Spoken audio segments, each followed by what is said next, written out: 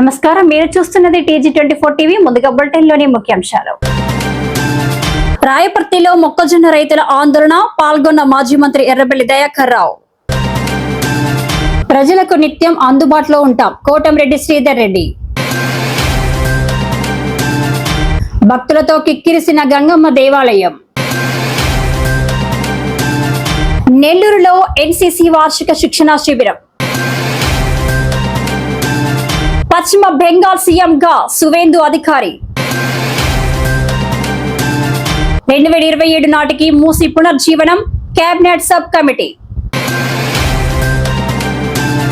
Nampally Vidya Bhavan guest లెక్చరర్ల ధర్నా.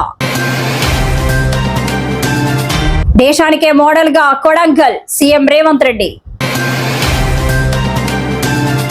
అజీం షాన్ ఇస్తమాను విజయవంతం చేయాలి. Say no to drugs. Dilsukh Nagar లో సిపి సుమతి అవగాహన కార్యక్రమం. జూబ్లీహిల్స్ లో దారుణం, మాజీ IPS అధికారి భార్య హత్య. వరంగల్ జిల్లా రాయపర్తి మండల కేంద్రంలో మొక్కజొన్న రైతుల సమస్యలపై ఉద్రిక్త పరిస్థితులు నెలకొన్నాయి. ప్రభుత్వం మొక్కజొన్న కొనుగోలులో విఫలమైందని ఆరోపిస్తూ రైతులతో కలిసి మాజీ మంత్రి ఎర్రబెల్లి దయాకర్ రావు జాతీయ రహదారిపై ధర్నాకు దిగారు. వరంగల్ జిల్లా రాయపర్తి మండల కేంద్రంలోని పోలీస్ స్టేషన్ ఎదురుగా ఖమ్మం వరంగల్ జాతీయ రహదారిపై మొక్కజొన్న రైతులతో కలిసి మాజీ మంత్రి ఎర్రబెల్లి దయాకర్ రావు ధర్నా నిర్వహించారు. మొక్కజొన్న పంటను కొనుగోలు చేయడంలో ప్రభుత్వం విఫలమైందని రైతులు ఆవేదన వ్యక్తం చేశారు. తొర్రూరు పర్యటనలో ఉన్న దయాకర్ రావుకు రైతులు ఫోన్ ద్వారా సమాచారం అందించగా వెంటనే స్పందించిన ఆయన రాయపర్తికి చేరుకుని పోలీస్ స్టేషన్ వద్ద ఉన్న రైతులతో కలిసి రహదారిపై బటాయించారు. ఈ సందర్భంగా మార్క్ఫెడ్ అధికారులతో ఫోన్లో మాట్లాడిన ఎర్రబెల్లి దయాకర్ రావు వారం రోజుల్లో రైతుల వద్ద ఉన్న మొక్కజొన్న మొత్తాన్ని కొనుగోలు చేయాలని డిమాండ్ చేశారు. లేని పక్షంలో భారీ ఎత్తున ఆందోళనలు చేపడతామని హెచ్చరించారు. ఈ కార్యక్రమంలో SRR foundation chairman BRS party జిల్లా నాయకులు పరపాటి శ్రీనివాసరెడ్డి, మండల పార్టీ నాయకులు పెద్ద ఎత్తున రైతులు పాల్గొన్నారు.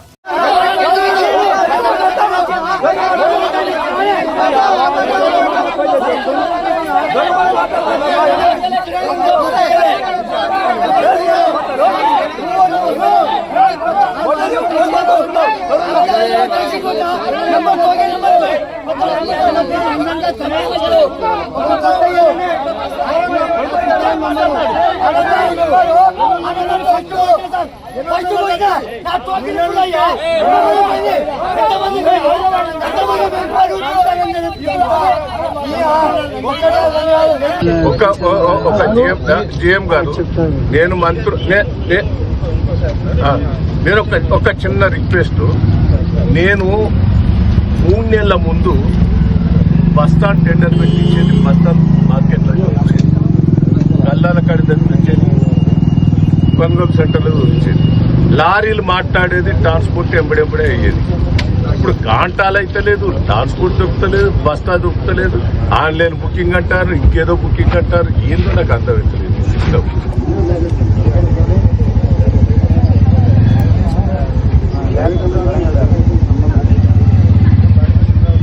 నాకు ఎవరితో సంబంధం లేదు. ఆన్లైన్ బుకింగ్ సీరియల్ ప్రకారం ఏం తెలుస్తుంది చెప్పు. ఆన్లైన్ సంపులు పడతలేవు, మన్ను పడతలేవు. ఎక్కడి వరకు కథం చేస్తారు?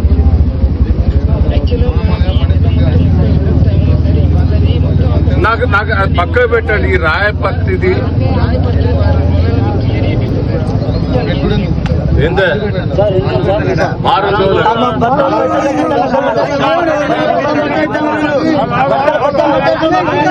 3 రోజులు బట్టి మాకు ఇబ్బంది అవుతుంది. గోదాం దగ్గర అంటే ఆడుకురికిన ఎక్కడ ఫోన్ చేస్తా రైతులు ఆడుకురుకుతానా, అధికారులతో మాట్లాడుతున్నా, వీళ్ళున్న కాడి వాళ్ళ చేతుల పనులు చేస్తాను. కొన్ని రేవంత్ రెడ్డి నిర్ణయించిందని వీళ్ళు ఏం చేయలేరు. వాని దగ్గర మార్పు వస్తలేదు. వాడు ఎంత చెప్పినా వాడికి అంత మూర్ఖంగా పోతాడు. అసలు మక్కలకు పైసలు ఎత్తలేయడో నాకు డౌట్ కొడుతోంది. ఈయన ఎందుకు డౌట్ కొడుతుందంటే, మనం ఎప్పుడైనా మార్పిడి ఏం చేసేదంటే, కేసీఆర్ గారు ఉన్నప్పుడు 3 నెలల ముందే 20,000 కోట్లు అప్పు తీసుకునేది. ఏది బ్యాంకు నుంచి అప్పు తీసుకొని లారీలు టెండర్లు పెట్టేది, బస్తాలు టెండర్లు పెట్టేది, వాళ్ళకి అడ్వాన్స్ కొంత ఇచ్చేది. అన్ని గోదాములన్నీ సరి చేసి పెట్టేది. 6 నెలల నుంచి గోదాములు దూల్లే, లారీలు దూల్లే, బస్తాలు దుల్లే, లోన్ కూడా తీసుకోలే మార్కెట్. అయినా భయ మార్కెట్ అప్పు తీసుకోపోయే వరకు నాకు కూడా అనుమానం వస్తుంది. నేను మొన్న వారం రోజుల కింద వీళ్ళకి తీసుకున్న వాళ్ళ దగ్గర పైసలు పడతాయా పడాయని, పడకపోతే తన్ని వసూలు చెప్తలేగా చెప్తున్నా. అప్పే తీసుకోలే. దయచేసి వినండి, అప్పు తీసుకోలే. అప్పు తీసుకోకుంటే ఏం చెప్తానంటే ఆన్లైన్ సిస్టమో ఈ సిస్టమో పెట్టి మీరు యాస్ట్ వచ్చి ఇప్పటికి 50% అమ్ముకున్నారు బైక్ ని. ఇనుండ్రి, ఇది అమ్ముకుంటేనే మనకు కింటాకు 400-500 మిగులుతాయని చూస్తాను. మీకు అర్థమైందో లేదో ఇది ఈ గోస పెట్టేది ఎందుకు అనుకుంటాను. రైతులు ఇక్కడ కొనలేక బయట అమ్ముకుంటామని. ఎక్కడైనా మనం బాగా పోర్ చేస్తే రైతులు ఇబ్బంది, మనం కొద్దిగా లొల్లి అవుతుంది. ప్రజల నుంచి ఏమైనా వచ్చిన కాడ కొద్దిగా కొని ఏర్పాటు చేస్తాను. ఆయనతో వరంగల్లే మనం లొల్లి పెడతా అంటే కొద్దిగా నడుస్తుంది. దయచేసి నేను ఒక్కటే, ఇప్పుడు అధికారులు నాకు పరిచయమే సార్, నేను నా చేతిలో లేదు, ఈ స్టంప్ తీసేయలేను. కావాల్సింటే ఒక 4 పెడతా, ఇంకో 2 పెడతా. వారం రోజులలో కథం చేసి ఏర్పాటు చేస్తా. ఇంకా బస్తాలు అయితే నాకు తెలియదు సార్, ఏదో ఒకటి చేసి అయితే నేను వారం రోజులలో క్లోజ్ చేస్తా. రాయపర్తిలా చేయకపోతే మీరు చూడండి సార్ అని అంట. నెల్లూరు రూరల్ ఎమ్మెల్యే కార్యాలయంలో ప్రజా దర్బార్ కార్యక్రమంలో rural MLA Kotamreddy Sridhar Reddy, Telugu Desam party రాష్ట్ర అధికార ప్రతినిధి కోటంరెడ్డి గిరిధర్ రెడ్డి పాల్గొన్నారు. ఈ సందర్భంగా రూరల్ ఎమ్మెల్యే కోటంరెడ్డి శ్రీధర్ రెడ్డి మాట్లాడుతూ, ప్రతిరోజు నెల్లూరు రూరల్ ఎమ్మెల్యే కార్యాలయంలో నెల్లూరు రూరల్ ప్రజలకు ఉదయం 7 గంటల నుంచి రాత్రి 8 గంటల వరకు నిత్యం ప్రజలకు అందుబాటులో ఉంటున్నామని తెలిపారు.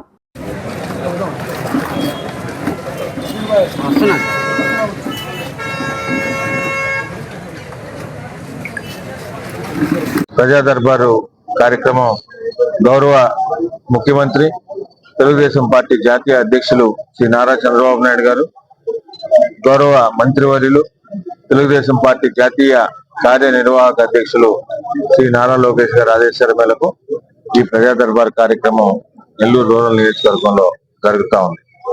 ప్రజా దర్బార్ కార్యక్రమంలో వచ్చినవన్నీ కూడా అవి రోడ్లు గాని, డ్రైన్లు గాని, కరెంటుకు సంబంధించి గాని, ఇరిగేషన్ గాని, రెవెన్యూ గాని అన్ని కూడా ఆయా శాఖల అధికారులకు పంపించి దాంట్లో ఏమాత్రం అవకాశం ఉన్నా కూడా చేయడం, ఒకవేళ చేయలేని పరిస్థితి అయితే ఎందుకు చేయలేదో కూడా వచ్చిన వారికి తిరిగి ఎమ్మెల్యే గారి కార్యాలయం ఫోన్ చేసి తెలియజేయబడతా ఉంది.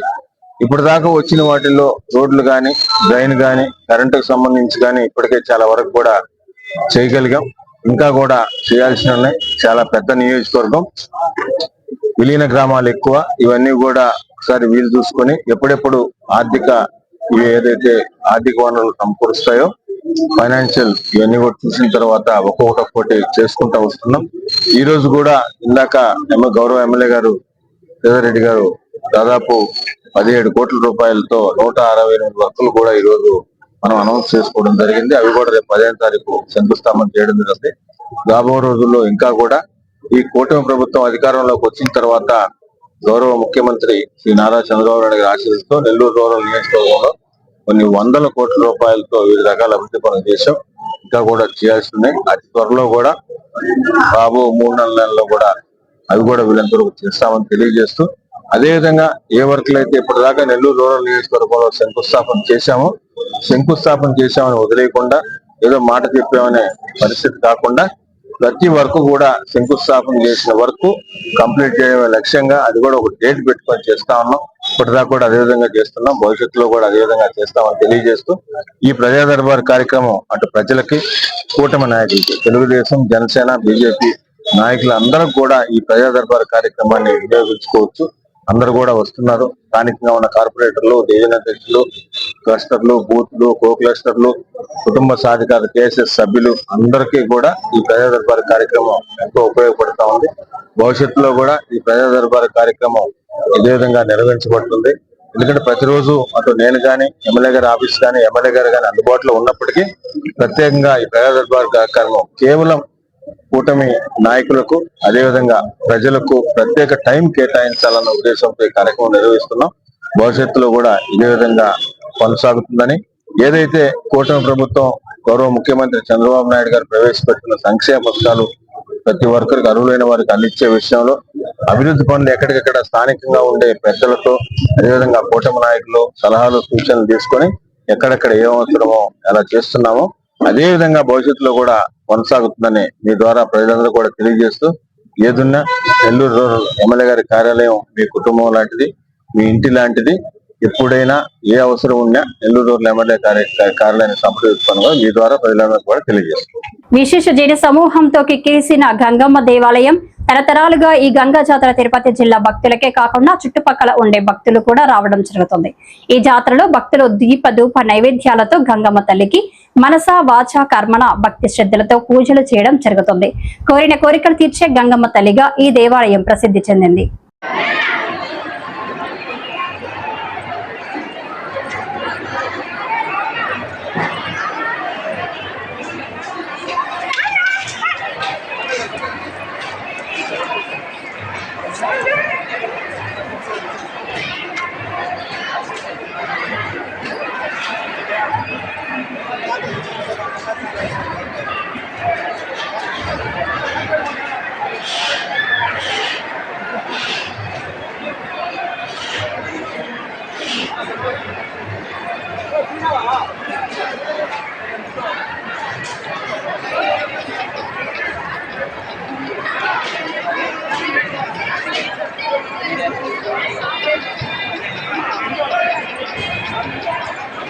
నెల్లూరులో ఎన్సీసీ వార్షిక శిక్షణ శిబిరం 10 Andhra 7 unit NCC Nellore lieutenant commander camp commandant Ganesh Kodangave ఆధ్వర్యంలో Dhanalakshmipuram Narayana CBSP residential high school campus నందు 20వ వార్షిక శిక్షణ శిబిరాన్ని Guntur group commander colonel Sudhanshu Dubey సందర్శించారు. ఈ క్యాంపులో physical training, drill, NCC general special subjects బోధించారు.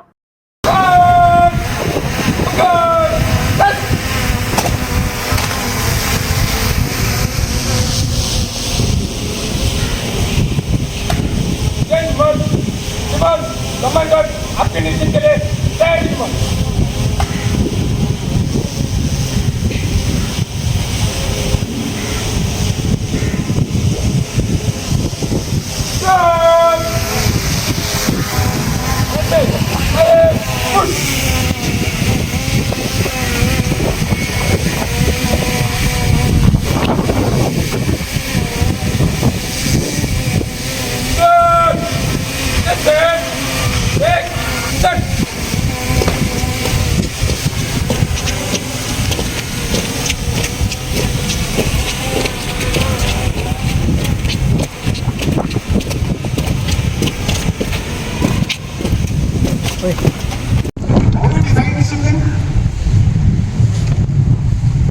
Discipline is something which you do when nobody is watching you.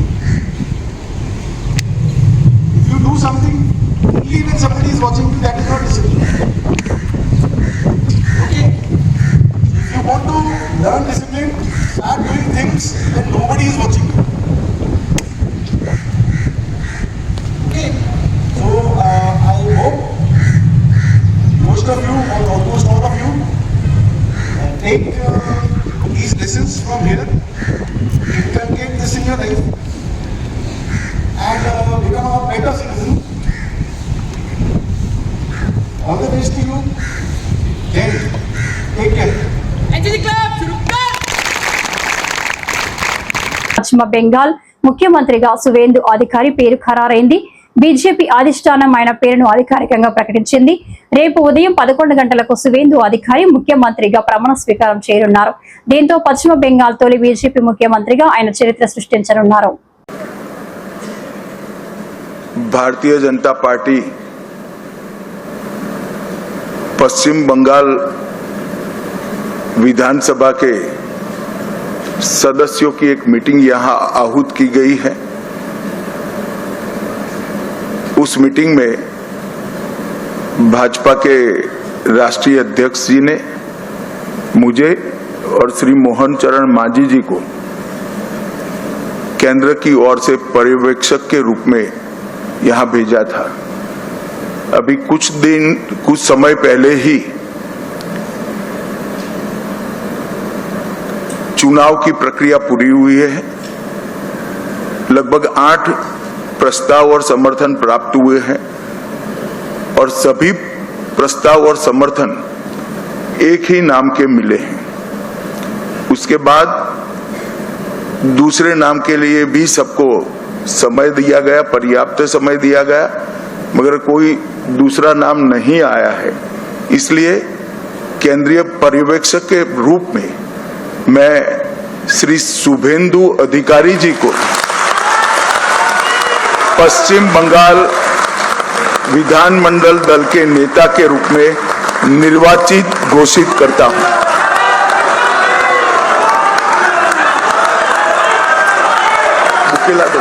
Musi project పనులను పారదర్శకంగా ప్రజల భాగస్వామ్యంతో వేగంగా పూర్తి చేయాలని కేబినెట్ సబ్ కమిటీ అధికారులకు సూచించింది. తొలి దశలో 7,055 కోట్ల వ్యయంతో హిమాయత్ సాగర్ నుంచి బాపుఘాట్ వరకు అభివృద్ధి పనులను తక్షణమే ప్రారంభించాలని ఆదేశించింది.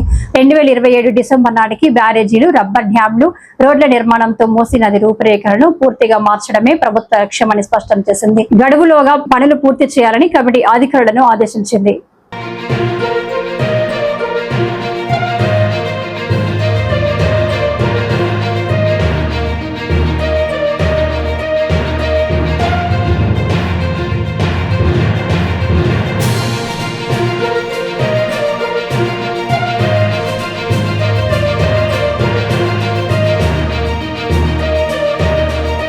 నాంపల్లి విద్యాభవన్ ఎదుట డిగ్రీ గెస్ట్ లెక్చరర్లు నిరసన చేపట్టారు. 12 నెలల కన్సల్టేటెడ్ పే అమలు చేయాలని, ప్రతి ఏడాది ఇంటర్వ్యూల పేరుతో వేధింపులు ఆపాలని ప్రభుత్వాన్ని డిమాండ్ చేశారు. 3-మెన్ కమిటీ డెమో విధానాన్ని రద్దు చేసి ఎన్నికల సమయంలో ఇచ్చిన హామీలను కాంగ్రెస్ ప్రభుత్వం అమలు చేయాలని కోరారు. తక్కువ జీతాలు, ఉద్యోగ భద్రత లేక తీవ్ర ఇబ్బందులు ఎదుర్కొంటున్నామని గెస్ట్ లెక్చరర్లు ఆవేదన వ్యక్తం చేశారు.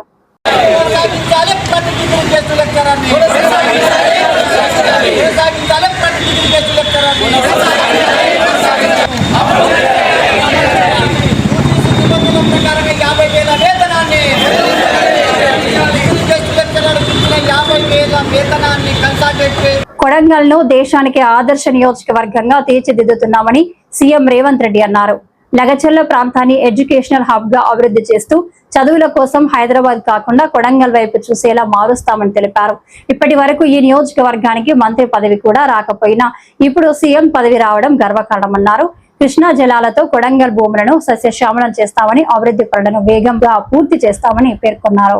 అదే విధంగా మనం బడికి పోవాలంటేనే తాండూరు పోవాలి, కానీ ఇవాళ medical college, engineering college, degree college, polytechnic college, ఐటీఐలో, అదే విధంగా సైనిక్ స్కూల్లో నుంచి మొదలు పెడితే అన్ని 220 ఎకరాల లగచర్ల ప్రాంతంలో ఒక ఎడ్యుకేషనల్ హబ్, హైదరాబాద్ వాళ్ళు కూడా మెడిసిన్ చదవాలంటే కొడంగల్కి వచ్చేటట్టు, ఆనాడు రాష్ట్రం నలుదిక్కులో మనం పోయేటోళ్ళం చదువుకోవాలంటే, ఈనాడు రాష్ట్రం నలుమూలల నుంచి మంచి చదువు చదవాలంటే కొడంగల్కు పోవాల్సిందనే విధంగా ఈ రోజు విద్యాశాఖను తీర్చిదిద్ది ఈ రోజు కేజీ నుంచి పీజీ వరకు, పాలిటెక్నిక్, ఐటీఐ నుంచి ఇంజనీరింగ్ కాలేజ్ వరకు, నర్సింగ్ కాలేజ్ నుంచి మెడికల్ కాలేజ్ వరకు ఈ రోజు కొడంగల్కు మనం తెచ్చుకున్నాం. అత్యంత వేగంగా పనులు జరుగుతున్నాయి. సంవత్సరంన్నర తిరిగే లోపల ఇవాళ ఈ పనులను మనం పూర్తి చేసుకోవడానికి అవకాశం ఉంది. వరంగల్ పట్టణంలోని ఇస్లామియా కాలేజ్ గ్రౌండ్ లో ఈ నెల 10వ తేదీన ఆదివారం రోజున మగ్రిబ్ నమాజ్ అనంతరం సాయంత్రం 7 గంటలకు అజిమ్ షాన్ ఇస్తామా కార్యక్రమం నిర్వహించనున్నట్లు నిర్వాహకులు తెలిపారు. ఈ కార్యక్రమానికి ప్రముఖ మత గురువులు మొహమ్మద్ అజ్మీరీ, నుస్రతి అదిలాబాద్ హజరత్, నస్రత్ అలీ ఖాద్రీ, చిస్టీ సాబ్రీ, షహజాదా రఫీ హజరత్ షా, కుస్రు పాషా, షజాదే నషీన్, దర్గా ఏ అఫ్జల్ బియాబానీ కాజీపేట, హజరత్ సయ్యద్ షా బక్తిజాన్, సజ్జదా నషీన్ తదితరులు హాజరై ప్రసంగించనున్నారని తెలిపారు. కావున ఈ కార్యక్రమానికి కుల మతాలకు అతీతంగా ప్రజలు అధిక సంఖ్యలో పాల్గొని విజయవంతం చేయాలని నిర్వాహకులు కోరారు. अस्सलामु अलैकुम वरहमतुल्लाहि वबरकातुहू। सरजमीन वरंगल पर एक अजीम शान दीनी इज्तिमा खानकाह निज़ाम और उसकी अहमियत के उन्वान पर मुनक़िद किया गया है। बतारीख़ 10 में बरोज़ इतवार बमकाम Islamia arts and science college के अंदर मुनक़िद किया गया है। बाद नमाज मगरिब इज्तिमा का आगाज़ होगा।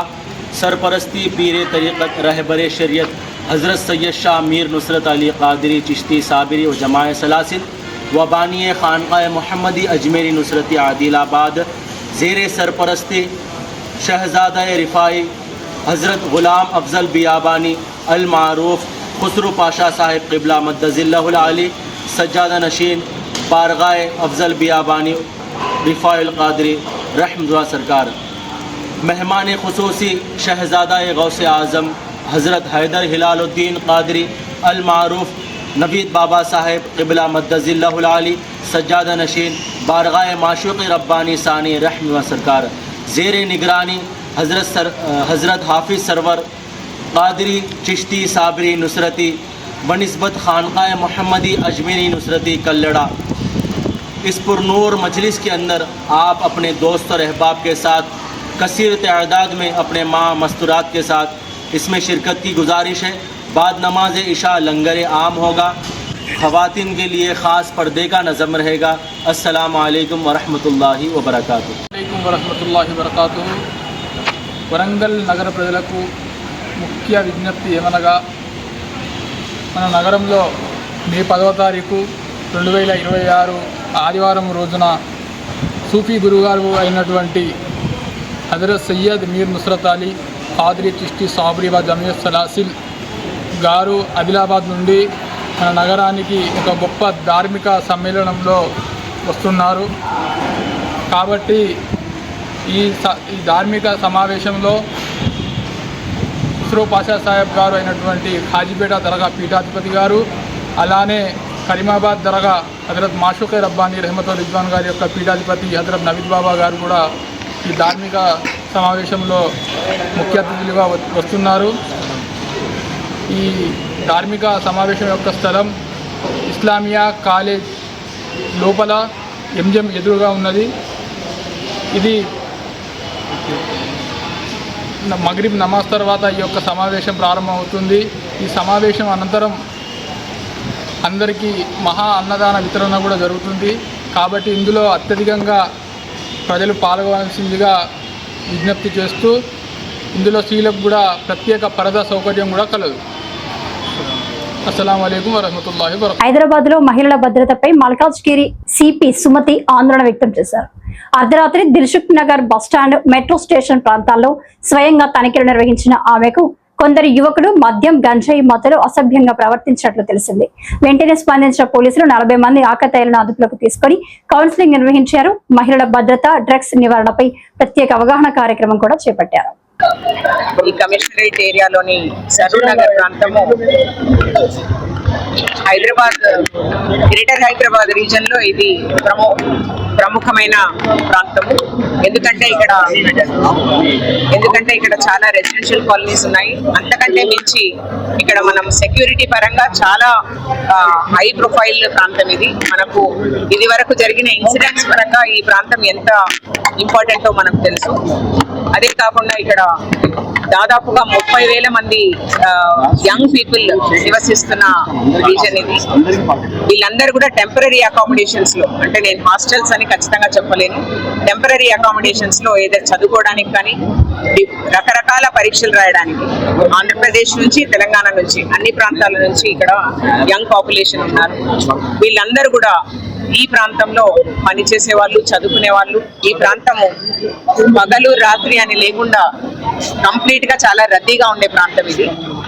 దాన్ని ఆసరాగా తీసుకొని కొంతమంది, కొన్ని శక్తులు, కొన్ని గ్రూప్స్ ఈ పిల్లలను, తర్వాత ఈ యంగ్ పాపులేషన్ ని ఒక రకంగా డ్రగ్స్ బారిన పడడానికి, లేదంటే వేరే దురలవాట్ల బారిన పడడానికి ఇక్కడ ఉన్న వాతావరణము కొంత ఉపయుక్తం అవుతుంది. దానివల్ల క్రైమ్ రేట్ పెరిగే ఛాన్స్ ఉందన్న ఒక ఉద్దేశంతో ఈ ఏరియాలో చాలా చిన్న చిన్న క్రైమ్స్ అయినాయి. కాకపోతే నివాస యోగ్యమైన ప్రాంతంలో ఇలాంటివి జరగడం కరెక్ట్ కాదు. ప్లస్ యంగ్ పాపులేషన్ ప్రొడక్టివ్ గా వాళ్ళ చదువు, వాళ్ళు క్రైమ్ కి ప్రోన్ కాకుండా ఉండాలన్న ఒక ఉద్దేశంతో ఈ ప్రాంతాన్ని మేము నేరరహిత ప్రాంతంగా చేయడానికి కొంత Saroor Nagar police, LB Nagar DCP గారి ఆధ్వర్యంలో కొంత ప్రయత్నం చేయడం జరిగింది. దానికి సిస్టమేటిక్ గా ఇక్కడ ఉన్న 630 హాస్టల్స్ కి సంబంధించి సెక్యూరిటీ ఆడిట్ నిర్వహించడం జరిగింది. సెక్యూరిటీ ఆడిట్ అంటే ఈ పర్టికులర్ హాస్టల్లో ఉన్న వాళ్ళు ఎంత సురక్షితము, ఆ హాస్టల్ ఎంత సురక్షితము, వాళ్ళ రాకపోకలు ఎంత సురక్షితము, వాళ్ళు ఏ పర్పస్ కి అయితే వచ్చిండ్రో వాళ్ళ తల్లిదండ్రులకు వాళ్లకు తెలుసా, అదే పర్పస్ కోసమే ఇక్కడ ఉంటున్నారా అన్న ఒక ఉద్దేశంతో మనము ఇక్కడ సెక్యూరిటీ ఆడిట్ నిర్వహించడం జరిగింది. దాంట్లో భాగంగానే ఇక్కడ 3,200 కెమెరాస్, నిఘా కెమెరాస్ ఈ ఏరియాలో పని చేస్తున్నట్టు మనకు తెలుస్తుంది. ప్లస్ ప్రతి హాస్టల్లో కూడా మేనేజ్మెంట్ కి ఎన్ని రిజిస్టర్స్, ఏ రిజిస్టర్స్ మెయింటైన్ కావాలి, ఎన్ని అవ్వటం లేదు అన్న విషయం మాకు తెలిసింది. ప్లస్ ఈ పర్టికులర్ హాస్టల్స్ లో ఉన్న ప్రతి యువకుడి యొక్క డేటాబేస్ పోలీస్ దగ్గర ఉండేటట్లుగా ఈ సెక్యూరిటీ ఆడిట్ నిర్వహణలో చూసుకున్నాం. సో తర్వాత ఏం చేస్తాము అంటే ఈ ఏరియాలో ఏవైతే కొద్దిపాటి అసాంఘిక శక్తులు ఉన్నాయో, వెదర్ బిజినెస్ ముసుగులో డ్రగ్స్, సైకోట్రోపిక్ సబ్స్టెన్సెస్ అమ్మడానికి లేకపోతే వాడడానికి ఉపయుక్తమైన ప్లేసెస్ మీద నిఘా ఉంటుంది. 1. 2, ఇక్కడ మైనర్స్ ని ఎవరైతే సాలిసిట్ చేస్తున్నారో అంటే ప్రాస్టిట్యూషన్ యూజింగ్ మైనర్స్, దాని మీద కూడా కొంత ఫోకస్ చేయడం జరుగుతుంది. 3వది, టైమ్లీ పోకుండా హాస్టల్స్ లో ఎవరైనా అంటే పోకూడని వాళ్ళు కూడా హాస్టల్స్ లో తిరగడానికి ఛాన్స్ ఉన్న ప్రాంతాల్లో హాస్టల్ యొక్క యాజమాన్యం పైన కూడా మేము నిఘా పెట్టడం జరుగుతుంది. ఇవన్నీ కూడా ఒక పోలీసే కాకుండా ఈ ఏరియాలో ఉన్న రెసిడెంట్ అసోసియేషన్స్ ఏవైతే ఉన్నాయో వాళ్ళు, అట్లాగే జిహెచ్ఎంసి, ఫైర్, ఎక్సైజ్, ఇన్ని డిపార్ట్మెంట్స్ ని ఒక గొడుగు కింద తీసుకొని వచ్చి మేమందరం కూడా కలిసికట్టుగా ఈ ఏరియాని నేరరహిత ప్రాంతంగా చేయడానికి మెల్లగా స్లోగా ఒక పద్ధతి ప్రకారం చేయడానికి నిర్ణయించుకొని ఈ ప్రాంతాన్ని చూస్ చేసుకోవడం జరిగింది. ఈ ప్రాంతమే కాదు, ఎంటైర్ మల్కాజ్గిరి పోలీస్ కమిషనరేట్ లో ఇలాంటి బ్లాక్ స్పాట్స్ ఉన్న ప్రతి ఏరియాలో కూడా ఇదే సిస్టమేటిక్ అప్రోచ్ జరుగుతుంది. అవసరమైతే కార్డన్ అండ్ సర్చ్ ఆపరేషన్స్ కూడా నిర్వహిస్తాము. అండ్ ఈ ఏరియాలో ఎవరైతే అసాంఘిక శక్తులు ఉన్నారో వాళ్ళని మేము టెక్నాలజీ ద్వారా, అంటే డైరెక్ట్ గా పోలీస్ యాక్షన్ కాకుండా రిమోట్ టెక్నాలజీ ద్వారా గుర్తించడానికి కూడా ప్రయత్నం చేస్తాం. ఈ రకంగా ఈ ప్రాంతాన్ని సురక్షితంగా చేసే మా ప్రయత్నంలో భాగంగా సహకరించే ఈ ఎంటైర్ ఏరియాలో ఉన్న వాళ్లకు, మీకు అందరికీ కూడా కృతజ్ఞతలు.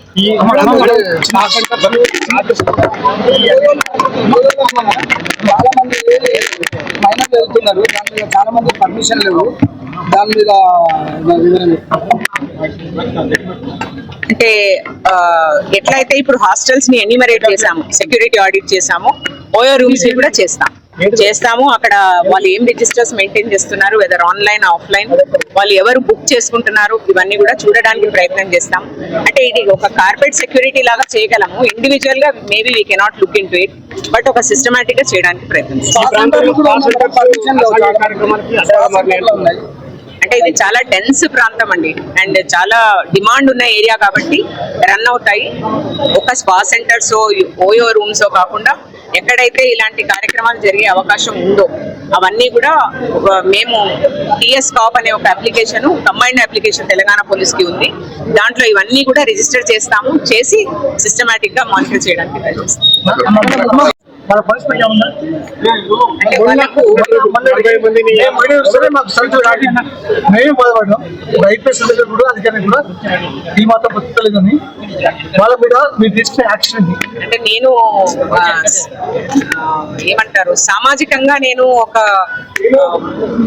మెసేజ్ ఇవ్వడానికి ఇక్కడ నేను ఒక పోలీస్ ఆఫీసర్ని, నేను ప్రొఫెషనల్ గా మాత్రమే నేను ఏదైనా పని చేయగలుగుతాను. బట్ మహిళలను గౌరవించే సంస్కృతి మనది. సో ఎలాంటి మహిళలని గౌరవించాలి, ఎలాంటి మహిళలను అంటే మనము గౌరవించాల్సిన విధానం ఏంటి, మన వయసు ఏంటి, మనము ఇంకొకరిని మహిళ కావచ్చు, పురుషుడు కావచ్చు, అది ఆ హద్దులు, ఆ పద్ధతులు దాటిన విధానము కేవలం because it is life style changes. దాన్ని మేము చాలా ఖచ్చితంగా గుర్తించాము. దానికి అనుగుణంగా మనము సెక్యూరిటీ స్ట్రక్చర్ ని ఏర్పాటు చేస్తాం. హైదరాబాద్ జూబ్లీ హిల్స్ ప్రశాసన నగర్ లో దారుణ ఘటన చోటు చేసుకుంది. విశ్రాంత ఐపీఎస్ అధికారి వినయ్ రంజన్ భార్య సునంద హత్యకు గురయ్యారు. సమాచారం అందుకున్న పోలీసులు ఘటనా స్థలికి చేరుకుని కేసు నమోదు చేసి దర్యాప్తు ప్రారంభించారు. డబ్బుల కోసం పని మనిషి కల్పనే గొంతు నులిమి హత్య చేసి ఉండొచ్చని పోలీసులు అనుమానం వ్యక్తం చేస్తున్నారు.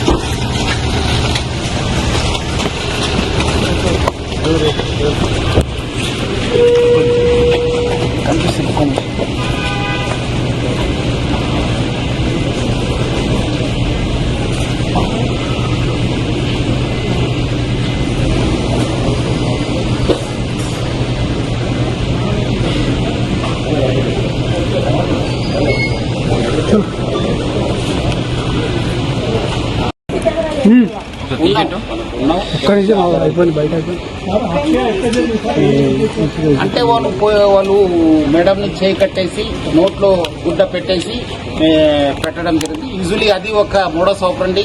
ఇక్కడ అన్ఫార్చునేట్లీ మేడము ఆ ఒక సఫోకేషన్ వల్ల చనిపోవడం జరిగింది. ఆల్మోస్ట్ 1 year నుంచి అయింది. సో వాళ్ళ మదర్ కోసం ఇక్కడ సార్ వాళ్ళ మదర్ కోసం ఆమె రావడం జరిగింది. తర్వాత మదరు చనిపోయిన తర్వాత మళ్ళీ ఆమె కంటిన్యూ కావడం జరిగింది. అందుకు నేను ప్రజలందరూ కూడా మనం ఇంటికి వెళ్ళి ప్రచారం చేయడం జరిగింది. నేపాలీస్ పట్ల మీరు అందరూ కూడా అప్రమత్తం ఉండాలి. ఎందుకంటే ఇంత పోలీస్ చెప్పిన తర్వాత కూడా మళ్ళీ మీ ఇంట్లో పెట్టుకున్నారు. వాళ్ళు ఎవరు ఏమన్నా చూడరు, వాళ్ళు అవకాశం కోసం చూస్తుంటారు. సో అందుకు ఇక్కడ ఒకటే కాదు, బెంగళూరులో అయింది, బాంబేలో అయినావు, పూణేలో అయినావు. సో జాగ్రత్త ఉండాలని చెప్పి నేను ప్రజలందరూ కూడా కోరుతున్నాను. డెఫినెట్లీ మిస్ అయినాం. దాన్ని మనం ఎంత పోయింది, ఏం పోయిందని చెప్పి అంచనా చేయడం జరుగుతుంది. ఇక్కడ నుంచి వచ్చారు, సైడ్ గేట్ ఉంది కదా, పార్క్ గేట్ నుంచి రావడం జరిగింది. అది మనము వర్కౌట్ చేస్తున్నాం. కొన్ని వివరాలని బయట పెట్టలేము, కొంత ఇన్వెస్టిగేషన్ కోసము మనం చేస్తున్నాం. డెఫినెట్లీ మీకు అప్డేట్ ఇస్తాను. మళ్ళీ చెప్తాను మీకు ఈవినింగ్ దాకా. మళ్ళీ గివ్ రిపోర్ట్. మరిన్ని తాజా అప్డేట్స్ కోసం TG24 టీవీని చూస్తూనే ఉండండి.